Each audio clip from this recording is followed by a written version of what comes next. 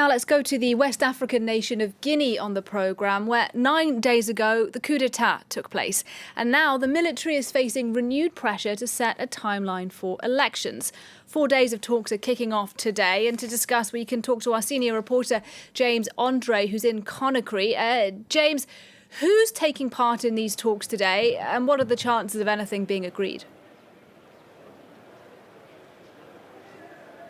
Well, for now, what has happened at this stage is that Colonel Mamadi Doumbouya has met with the political leaders of the country. Now, this took place in this building, which is right behind me, which is the People's Palace here in Conakry. Now, there were many people who were wanting to take part in this meeting. And indeed, well, it started with the national hymn. Then, indeed, Mamadi Doumbouya addressed the politicians of the country for about 4 to 5 minutes. Now, we spoke to some people. We're not allowed to be inside that room, but we spoke to some people who were, and they told us that he said that what he wanted was an inclusive process, that he wanted transparency, that he would not be meeting with any of the political leaders on the side, that he wanted everyone to be present. He also said that he did not want there to be a personification of power around himself. He did not want also that there to be populism. He said he wanted work to be done, and he wanted to be inclusive. Now, after having addressed them for 5 minutes, well, he sat down and listened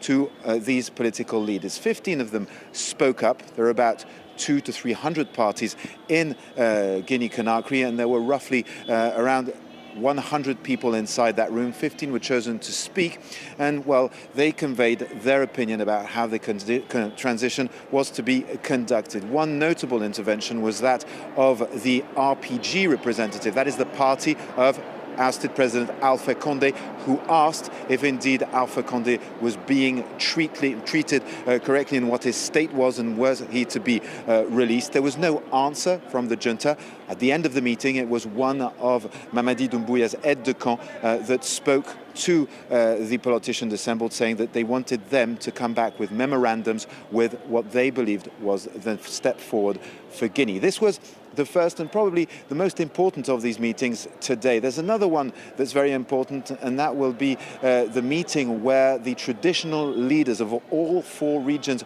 of Guinea are invited.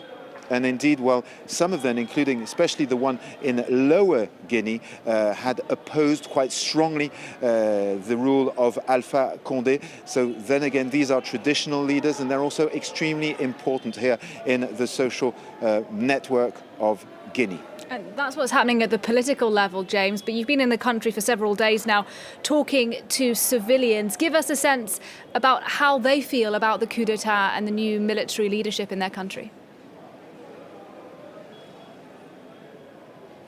Well, for regular people, they're all watching what's going on here today at the People's Palace. People here are very anxious to know what kind of transition will be implemented. Will it be a military one? Will it be a civilian one? People here, a lot of them live in misery. It's important to note that nearly half the population in Guinea lives with less than $1 a day, whereas the country, of course, is very rich when it comes to minerals. So a lot of them say, right, we've been abandoned for the last 60 years. None of the ruling systems that we've known till now have helped us on a day-to-day basis. This is what people have been telling us, and they hope this time it will be different. So they are hopeful, but they're also weary when they see the military in power in the country. This is not the first coup, of course, in Guinea in its history since 1958 and the independence. There was only one free and fair election here in this country. So they're very much waiting, listening, wanting to see what will come out of these meetings, and wanting to see, of course,